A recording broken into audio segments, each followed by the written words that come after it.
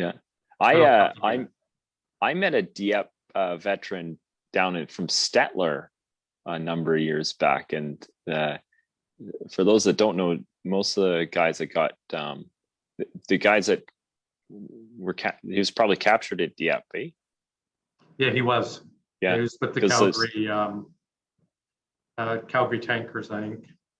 Yeah, because it was for those that don't know, the folks that were in Dieppe, basically all of the Allied soldiers that landed in Dieppe were captured, and then spent the next 4 years of World War II in prisoner of war camps.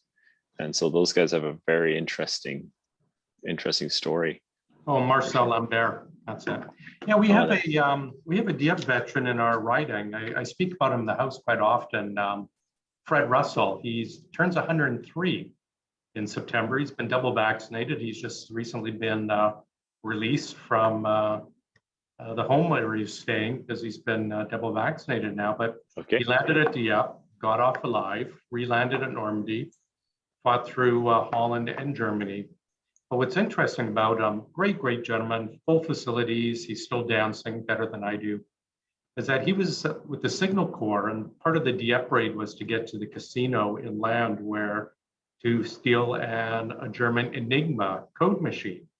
Oh yeah. Now, Fred dog tags were found. He was presumed dead because his dog tags were found at the casino, although Fred denies he ever left the boat, never got onto the beach.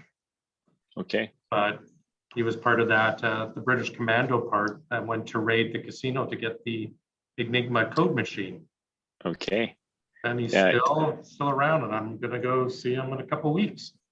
Okay. The computer game Call of Duty, that's one of the big features of that was to go get the Enigma machine. So I know exactly what you're talking about there. For sure. Yeah. So Kelly and I met back before we were both elected. I remember the day well. We met at Link Byfield's funeral, actually. I was pursuing the nomination, and you had just recently been nominated. So that'd have been probably 2014.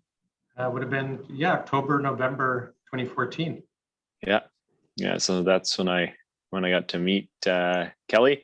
And Kelly spent most of his life prior to politics working in hotels. Tell us a little bit about that, Kelly. I started did 35 years before I got into this disreputable business. 35 years in hotels, from Victoria to Newfoundland, as far north as Fort McMurray and Huntsville in Ontario, but across the country, Edmonton, Ottawa, Toronto twice, St. John's, Huntsville, Fort McMurray, Vancouver, for our Westin hotels, Delta hotels, Hilton hotels, Sheraton. Pretty much have the whole bingo sheet. I just need to work for Marriott so I can complete my hotel. But yes, the hotel and restaurant business my entire life. I met my wife at one of my hotels. And you got history.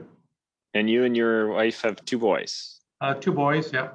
The oldest actually has his graduation from U of A, history and poli-sci on Friday. And then he's off to law school. The youngest, both of them have helped on campaigns with me as early as age 4 or age 5. Living in Victoria, my wife's parents lived just up the road from us, and they were big hardcore NDPers. Oof. I was president of the Victoria Conservatives, so we would go out putting up lawn signs 3, 4 in the morning before the traffic got bad, and my kids would, at the time, would have been like kindergarten, grade 1, would come with me. I'd pull up, and they'd jump out, put the sign out. But every morning we'd stop by my in-laws, and we'd put a conservative sign on their lawn. Every day, why is this damn sign here? Yeah. But both boys have been solid conservatives involved for a long time. Okay. Well, that's pretty neat. And how long have you lived in Edmonton then? This is my 3rd time. And this time we moved back in 2009, so we're 12 years now. And 12 years. The longest, my wife and I have been married 23 years, and this is the longest we spent in any city. Okay. But I first moved there early 90s, moved away, got transferred to Toronto. Oh no, I got transferred, transferred back to Toronto. moved back in late 90s, where my oldest was born, transferred away again, and then transferred back. But we will not leave now. We are in, I can't leave Alberta. My kids would disown me. Oh, the land of the free, eh? They're both hardcore Albertans, for sure. Yeah, that's something that happens. Well, there's no doubt. Blessed, the land of the free, incredible schools with school choice, and good opportunities, low taxes. For sure. What's not to so love? This evening, I don't want to bait and switch folks too badly, so we build this as defund the CBC. Right. I'll let you have the first word on that there, Kelly. Talk a bit about that. Yeah, sure. Obviously, the CBC is, I believe it's veered from their mandate. Of course, their mandate, tell Canadians tell stories of Canadians, and their mandate is like to focus on TV and radio. And of course, since then, they've branched off into websites, streaming services, print,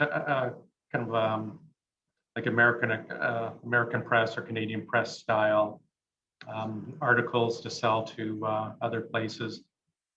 And at the same time, they've been expanding into further competing with everyone else. They've been expanding their budget and at the taxpayers' expense. So year by year, we see their expenses are going up. We see their revenue is going down, but we also see their commitment to their core mandate, TV and radio, and telling Canadian stories going down as well.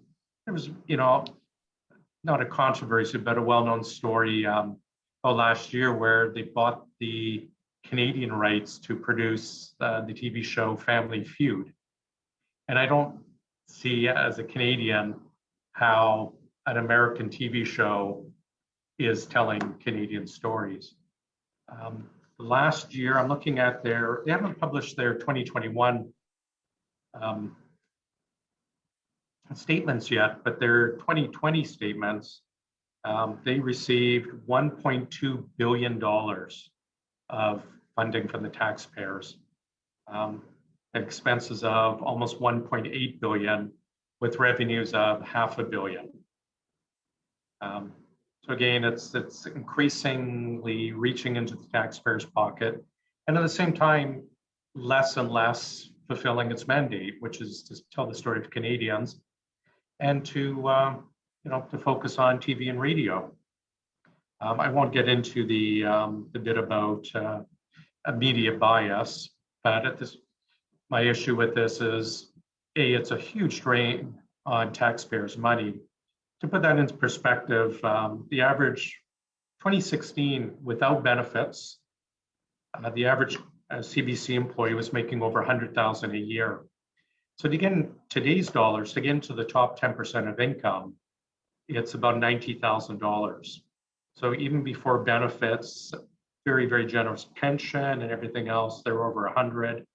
So with everything in, probably average, and this was 6 years ago, so probably now it's an average of about $150,000. The median income in Canada is $45,000.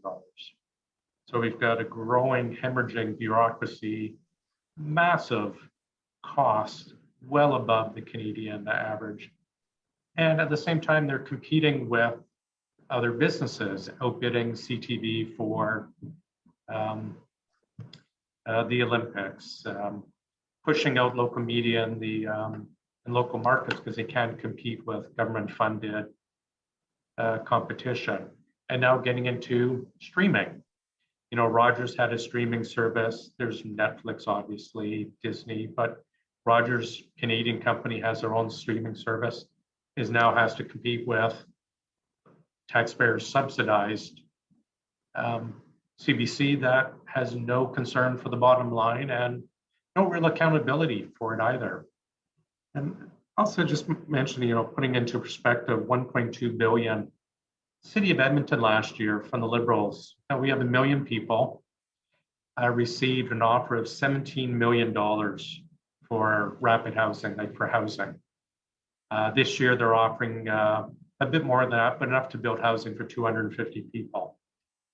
So CBC is getting $1.2 billion, and yet a city of 1 million with an opioid issue, housing issue, First Nations needs gets, maybe that's a day's worth of subsidy for the CBC. So for myself, it's misallocated resources. This is money. We have a lot of issues as a society, whether it's drinking water on Indigenous reserves, whether it's providing our military with proper equipment.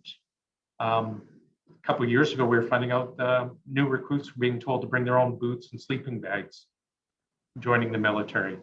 But we have $1 billion for CBC. And it goes on and on. And I just strongly believe that they're not going to fulfill their mandate or focus on their mandate. This money would be better allocated to, we could solve homelessness in all of Alberta every single year, year after year with this money. Or we could solve it tomorrow with this money for Alberta. Next year, instead of 1.2 billion, we could solve homelessness in BC and then the prairies. Again, to me, it's a priority issue, and I don't see CBC 1.2 billion as a priority. Yeah, we had a vote. I remember early on when just after we got elected, there was a private members bill to sell the CBC. I remember voting for that.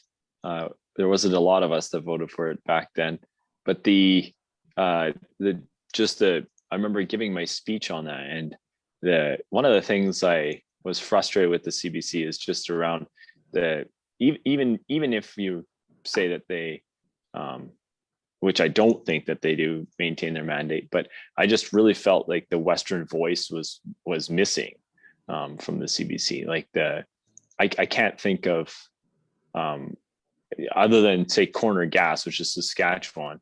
I can't think of anything that's significantly Western Alberta focus like that. Right.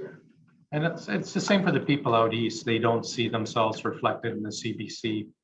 I think if you live downtown Toronto, maybe you see yourself in the CBC, but again, they've lost their way. They're not presenting Canadian or telling Canadian stories. But they are duplicating a lot. Like, there's CBC Edmonton, CBC Calgary, probably CBC Red Deer. So a lot of duplication. And I do say I do enjoy CBC Radio a bit. I think, they are probably fulfilling their mandate very well. And I know CBC, I think it's called CBC One in Quebec, is very popular and fulfills its mandate very well. And, these are things that should be applauded and certainly perhaps continue to help out. But the general CBC, I think we need a complete rethink, get them back on track, and again, respect taxpayers' money and respect the need for using these resources for probably more important things that society needs right now, rather than a Canadian version of Family Feud. Interestingly, it was probably, I think it was like 2019, there was at the Manning conference, there was a discussion about selling the CBC.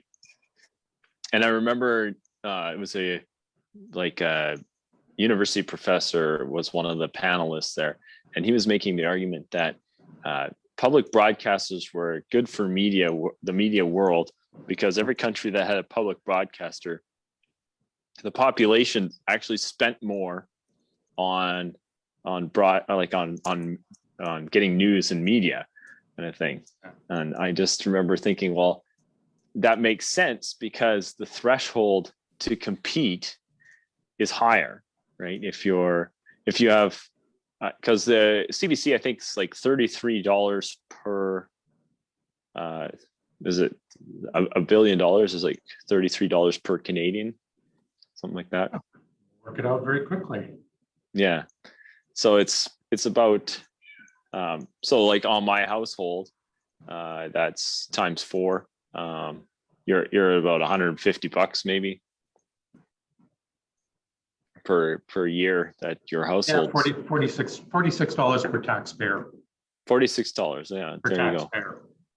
There's about 26 million Canadian taxpayers, so we're each coughing up $46. Yeah. Yeah. So $100 a year kind of thing. And so basically to compete with that, another company has to, like, if you want to get an alternative news source, you're going to have to spend that kind of money just to compete with it, essentially. Right. And so I just found it to be an interesting argument, is that he's like, well, countries with public broadcasters, people spend more on getting their news. So I was like, well, how is that a good thing? Right?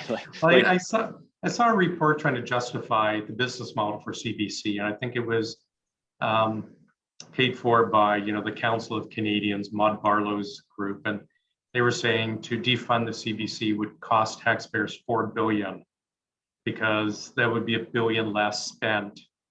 I was like, well, actually, that's $1 billion maybe that go back to taxpayers to spend on other things.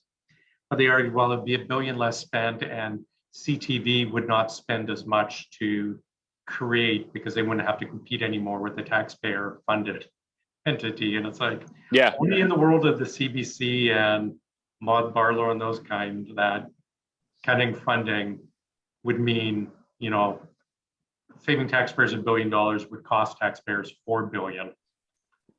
So, yeah, I think there's always people to make an economic, always people to twist around and make an argument for anything. Mm-hmm. And like high taxes are good for the economy. Interesting. I don't know if you've seen this. I think I did send it over to you, but I'm not sure if you had a chance to look it over.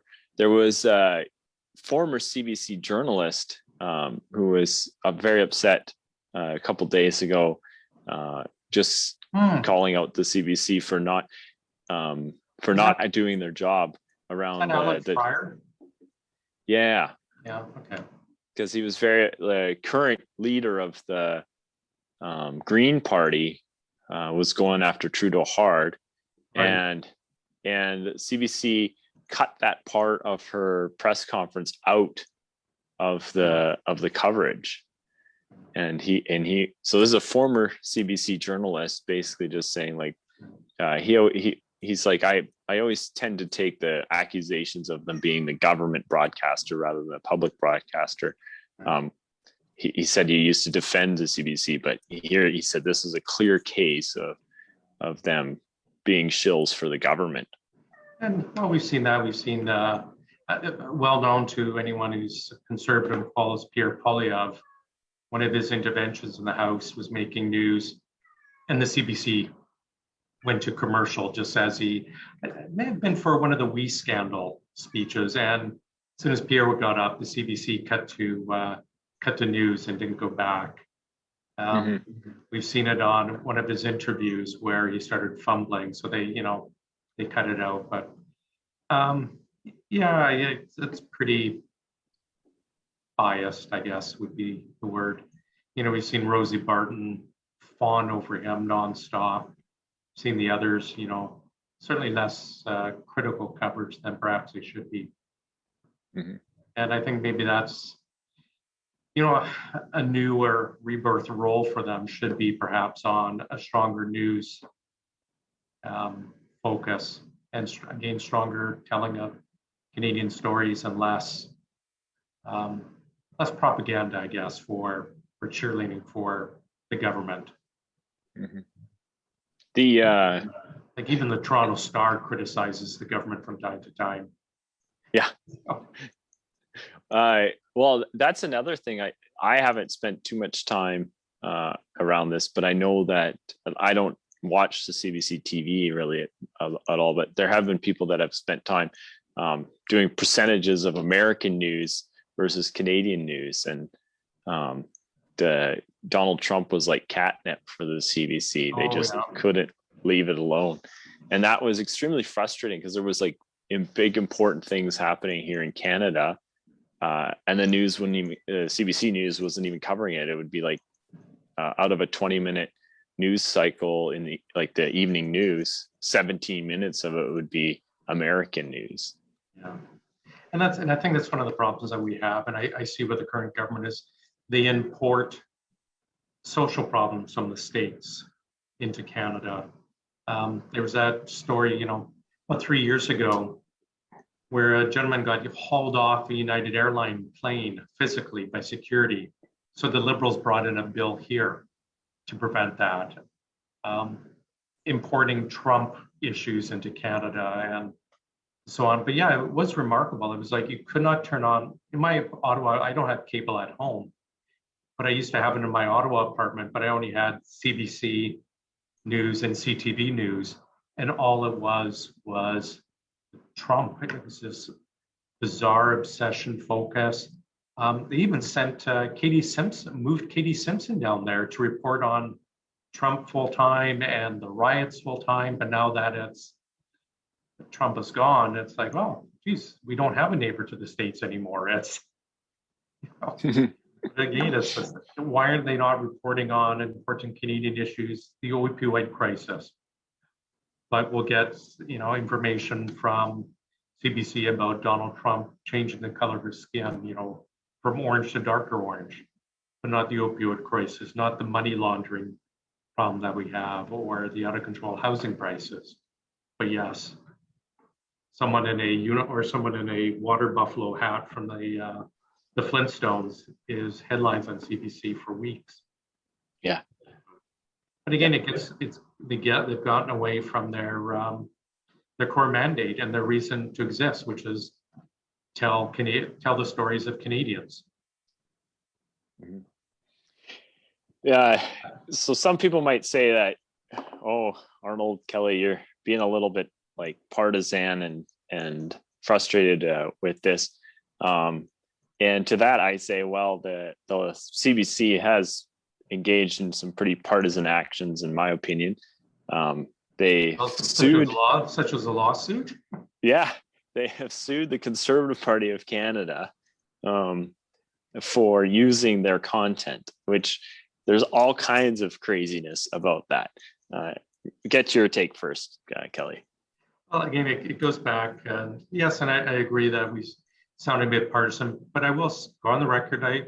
CBC Radio, I quite enjoy. I don't enjoy all of it, but Vinyl Cafe and all these things, there's some very, very good programming on CBC Radio. And I know chatting with folks in Quebec, CBC One is immensely popular, and maybe it's a bit run by separatists, but it's very well received and very popular. And I fully support continuing with that kind of public support for when it's doing its mandate, which is reporting on Canadian things. The lawsuit, it was from the 2019 election, and our party took some publicly available clips, and I think the clips were critical of Trudeau and used it in an ad, and Rosie Barton sued us, although I think her name was included on the lawsuit without being aware. And the CBC, the state-funded broadcaster, which relies a lot on the generosity of the reigning government, sued us. They went to court and they lost badly. Taxpayers are now on the hook to pay our defense fees. But it just shows this bizarre life they exist in, where they can sue an existing political party for using publicly available video. They've never sued anyone in the past for using such stuff. They just happened to sue us, and they lost quite badly. And now taxpayers are on the hook for their blatantly partisan attack on the Conservatives. And again, I can think of a lot better ways to spend taxpayers' money than on lawyers to sue the Conservatives, or for CBC to refund us for our legal costs.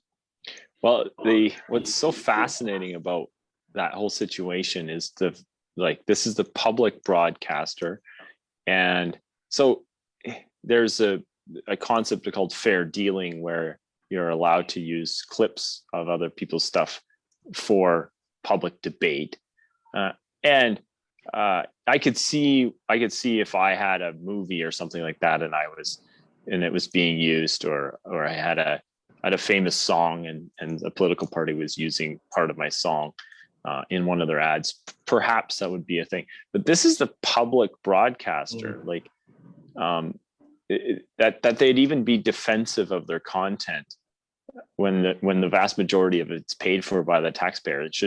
It seems to me that their archives of all of their footage that they've ever shot, that should be public domain. Like, let's have a field day with this, not be protecting it by copyright and things like that. Like that, we could make so much more Canadian content if the entire archives of CBC's content was available for everybody. And just in the YouTube age, it seems to me that people would slice and dice it and make cool things. Yeah, maybe they should just spent that money on digitalizing. Yeah, like old the Wayne and Schuster shows, or old This Hour Has 22 minutes, or This Week Has, or This Hour Has 7 days, like these old classic.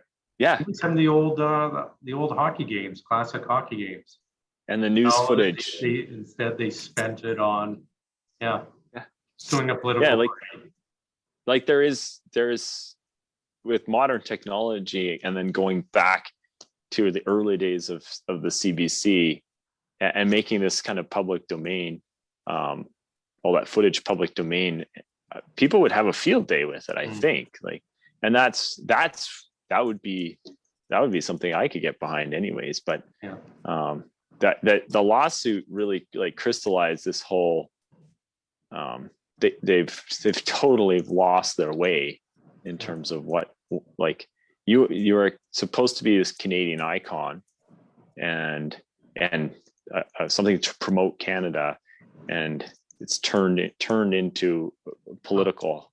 I would call it Toronto instead of Canadian centric. I would call it a Toronto centric bureaucracy. But the president of the CBC doesn't even live in Canada. Really? I think it's the president or the vice president. One of the top CBC execs lives in New York. Oh. And taxpayers are paying for trips back and forth.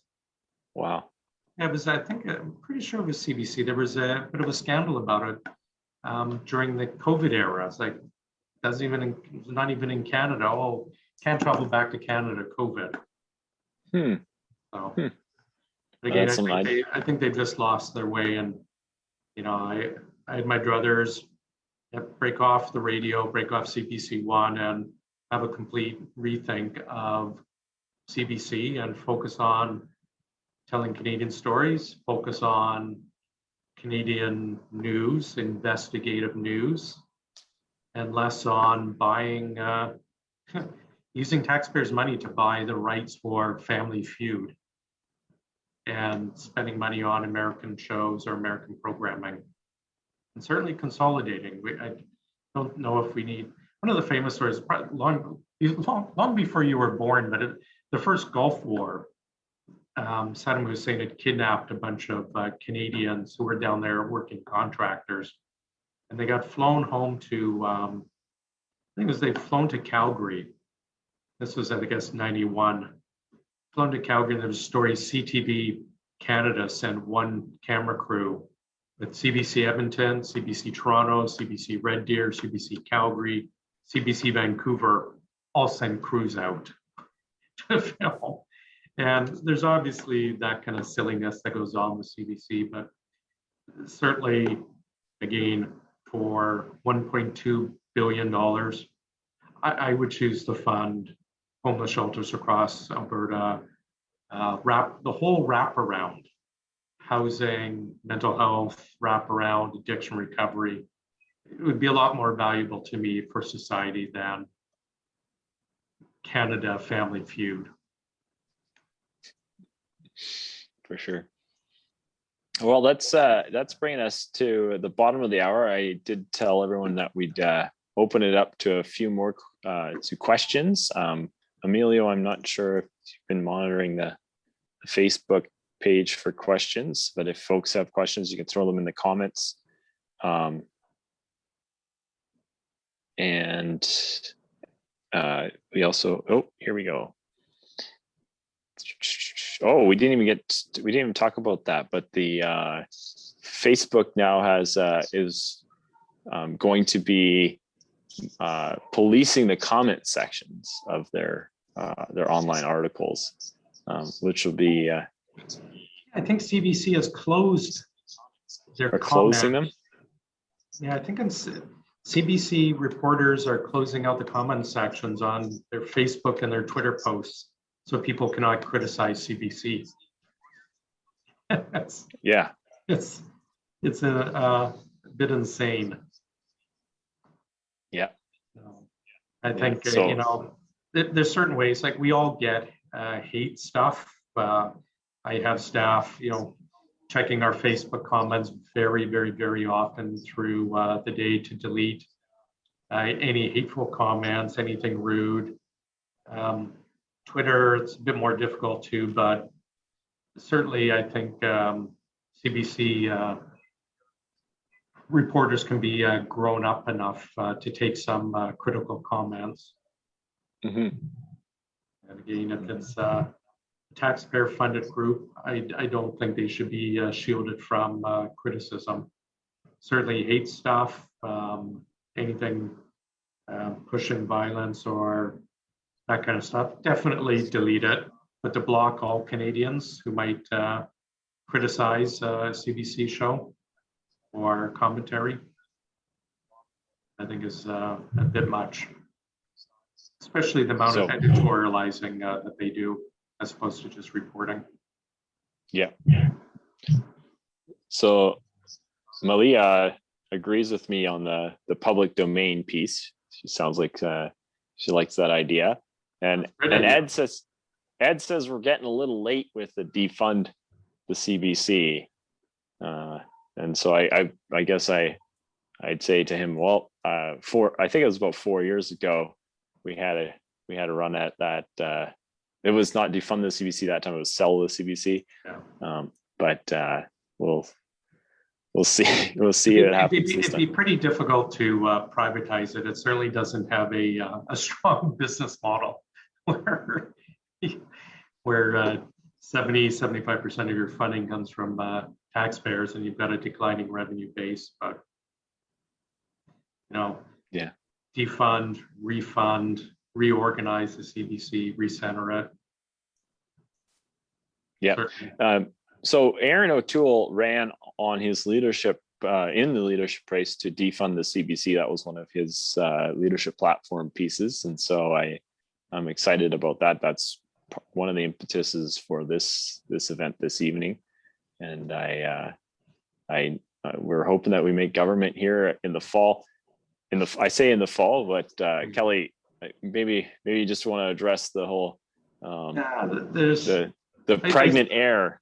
I suspect we'll see a September or October election. We were in the House today debating the Conservative motion to censor Minister Sajjan, who's the Minister of Defense, who has overlooked the sexual assault and the sexual misconduct issues for years in the Canadian military. I think we've lost 8 senior leaders now in just a 2-week period. But there's one liberal a day shows up to the House of Commons, and I think he's a parliamentary secretary to the House leader, so the voice of the Liberals in the House, and he commented, this will be the last day or so of this Parliament. So even he is saying that, the minister said that. It was Garrettson, so the Power Secretary. So it seems to have built its own momentum that there will be an election, whether anyone wants one or not. So I fully suspect September or October.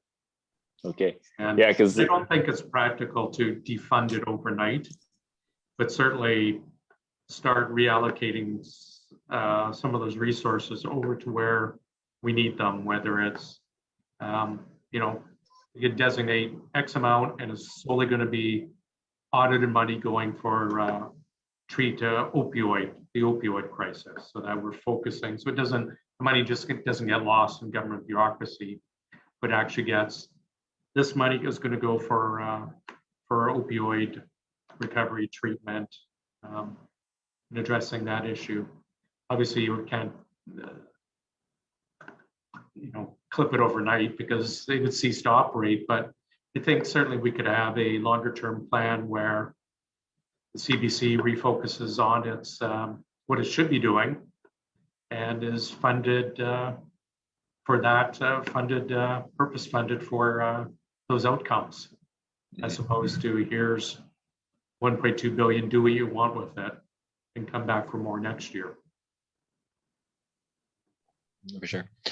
Anything else we got to talk about on the defund the CBC at Kelly? Others will ask. We got a couple people on the webinar here as well. Ask them. I wonder if the Liberal censorship bill C10 force CBC to show up higher in your YouTube selection or your Facebook feed. Yeah.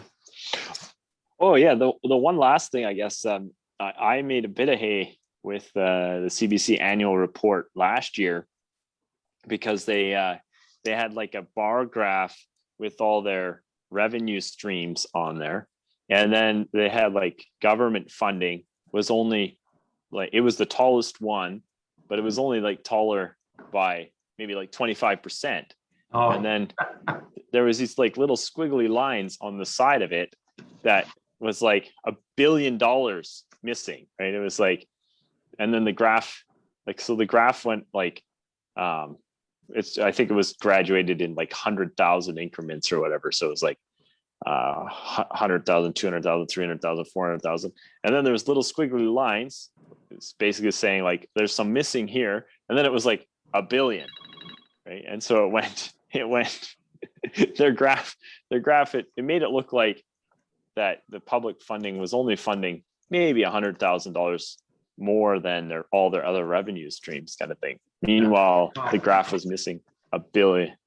This is what Arnold's talking about. So on the outside is the government funding, and they've got all these items listed. So government funding is like all of this, but they have equal amount for streaming service, which is the inner circle, but it's makes it look like, oh, here's an even amount from digital advertising, 38 million. It's given equal weight to 1.209 million. So good point. Yeah, but Kelly, what the best part about that is they've changed the style of the graph from last year. Because last year it was a bar graph. Oh, and I called them out on it, and I got an immediate response from the VP saying that I was misinforming the public and things like that. But and this was a common practice in doing graphs or things like that. Yes. And so it was even more blatant. Like they've now changed the style of graphs. It's harder to tell that they're messing with you. But it was that was good. So yes, I think one of the suggestions that came out of the Truth and Reconciliation was, refund or top up the CBC funding. And I remember someone, may have been Rex Murphy, or someone commenting is like, well, instead of doing that, why don't we take X amount and give it to APTN, the Aboriginal network? And I think this is, a perfect example where CBC could do a whole education series on our Indigenous history. The horror of the residential school, documentaries about Indigenous heroes like Tommy Price, like one of the greatest Canadians ever, who's Indigenous, but one of the greatest Canadians ever. Instead, we're gonna give money to Hollywood for Family Feud. I think they've lost their way, and there's so much more they can do to share Canadian stories. For sure. All right. We've got Diane and Shelley. I see you're in the webinar. Do either of you have a question? Emilio, if they're able to enter, make them panelists and they can unmute themselves and can join the conversation here for the last few minutes. Is that a cat or a baby in the back? It's my cat. Oh, okay. I sent all the children outdoors. So, Shelley, I see your microphone is went on and off again there. Did you have question, comments on these topics or any other that we'd like to ask Kelly or myself?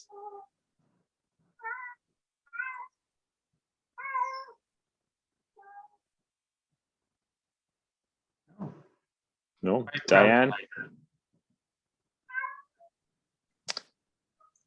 Well, that's all right then.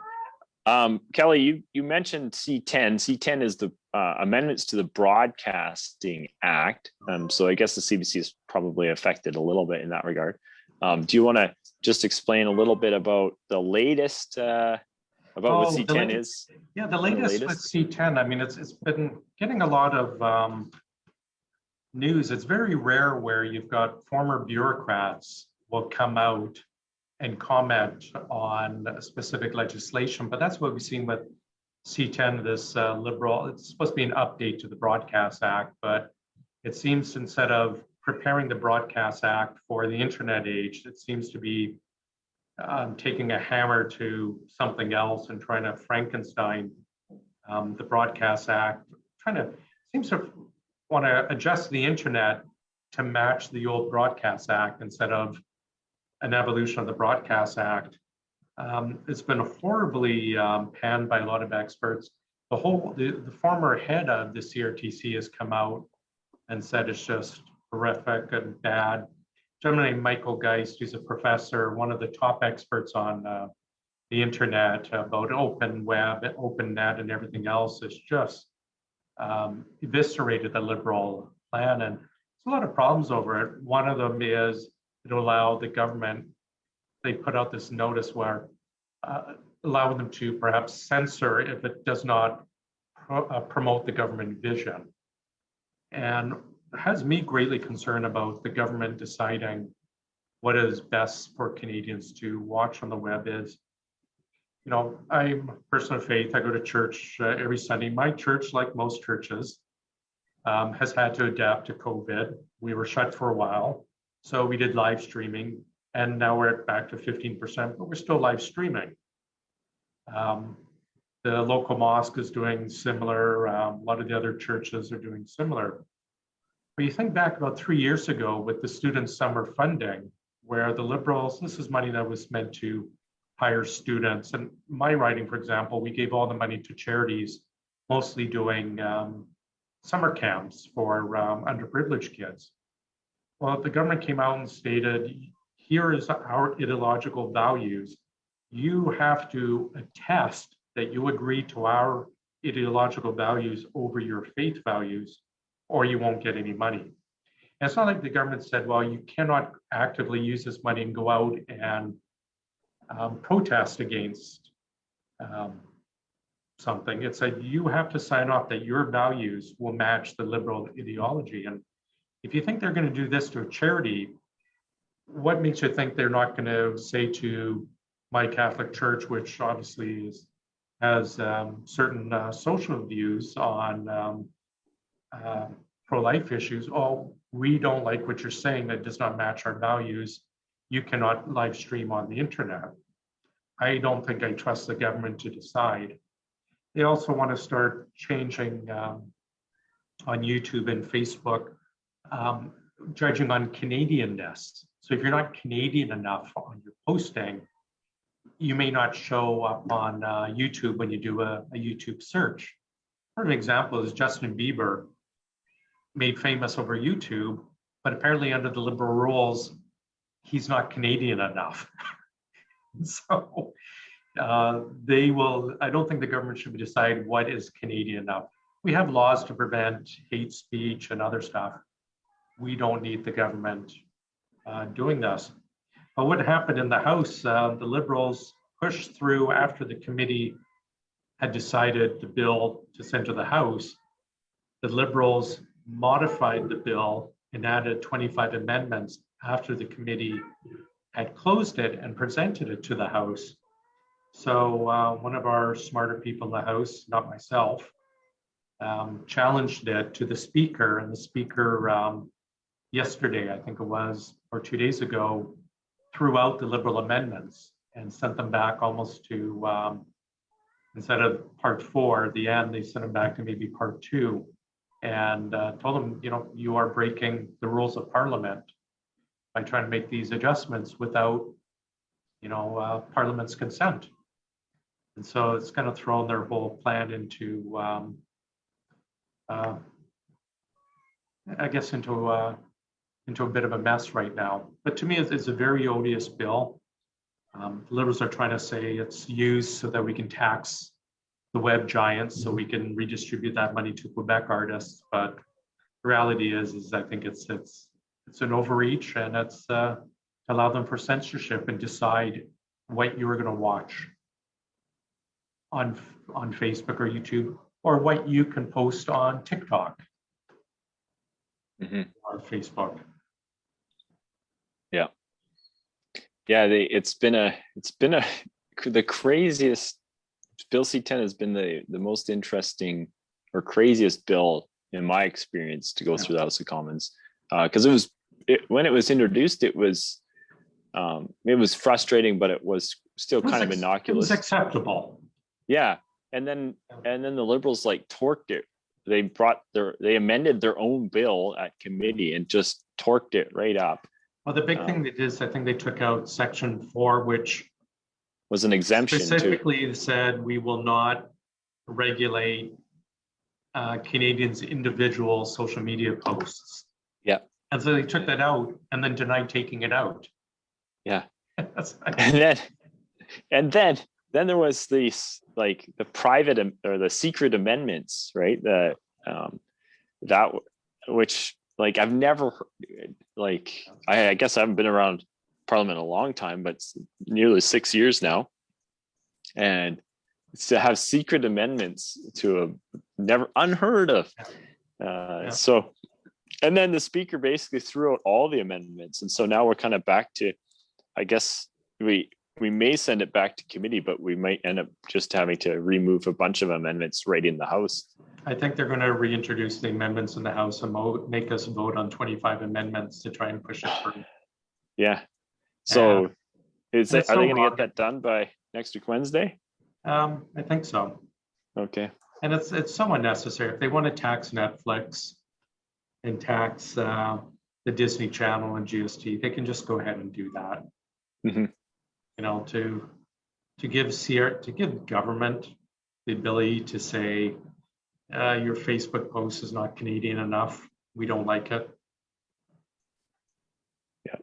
So, well, Kelly, I very much appreciate your time this evening, and I want to thank everyone else who joined us either on the Facebook or Diane. And thanks for joining in. If I can just add one last thing, I just want to give my kudos to my colleague Arnold Viersen for his work on fighting human trafficking, but also the scourge of violent online porn. I can say this quite confidently that Arnold pretty much single-handedly has brought this to the forefront, the problems with Pornhub, with their violent porn, their non-consensual videos, and a lot of other issues brought to attention to Canadians solely due to this member of parliament from Peace River Westlock. So we owe you a great debt of gratitude, and I cannot say enough how proud I am of the incredible work that you've done on those items. So thank you very much. Well, thanks, Kelly. Appreciate that. And it's been great to work with you over the last number of years. And as we go into the election here, I'm hoping that we both get back there and get to continue the wars. Let's hope, and let's hope we're on the other side, and perhaps somewhere some Liberal MP will be doing a restore the funding to the CBC. But again, a lot of good stuff from CBC. There's just a lot better I think they can do. There's a lot of stories that I think they should be telling instead of what they're doing right now. More Canadian stories, less Donald Trump for sure. There you go. Anyways, I'm heading over to the House right now because we're voting on doing a lot of votes later tonight on the estimates. Yep. And I think on our privilege issue as well. Exactly. So looking forward to it. Well, thanks. Thanks for inviting me. It's always great to be even digitally back in Alberta for a bit. Yeah. There we go. Thanks. Have a great evening, everyone. Bye all. God bless you all.